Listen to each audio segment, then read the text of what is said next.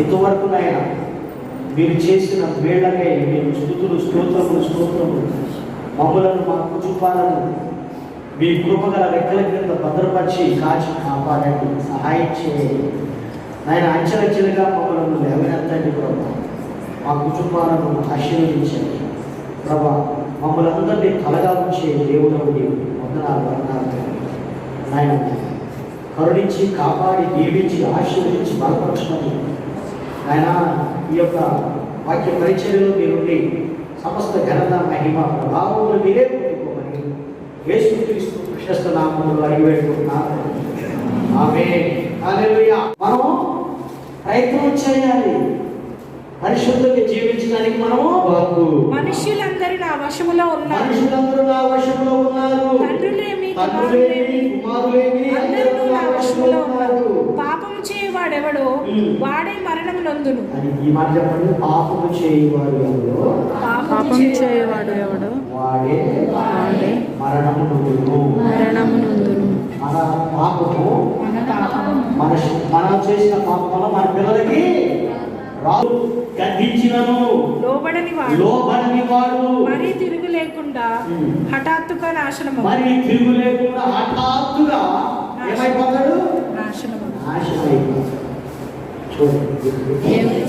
మీరు ప్రతి వాడు దేవుని ఎరుగని అన్య జనుల వలె కామాభిలాష యందు కాక పరిశుద్ధత యందును ఘనత యందును తన శరీరమును ఘటమును ఎట్లు కాపాడుకునవలెను అది ఎరిగి ఉండుటయే దేవుని చిత్తము.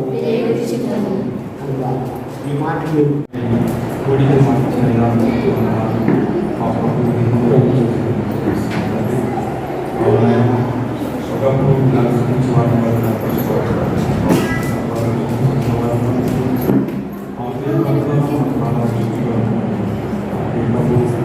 పాపం నుంచి వేరు చేసి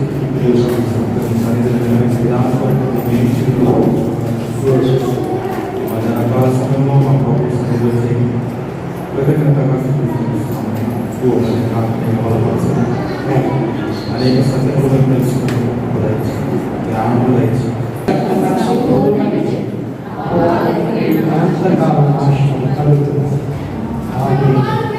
తండ్రి కుమార పరిశుద్ధాత్మ ప్రియేక దేవుని సంరక్షణ స్వస్థత సంపద ఆయనకు విశ్వాసం ఉంచిన ప్రతి ఒక్కరికి మనకి ఇప్పుడు ఎల్లప్పుడూ తోడుగా ఉండి కాచి కాపాడును గాక. ఆమేన్. ఆశీర్వాదం.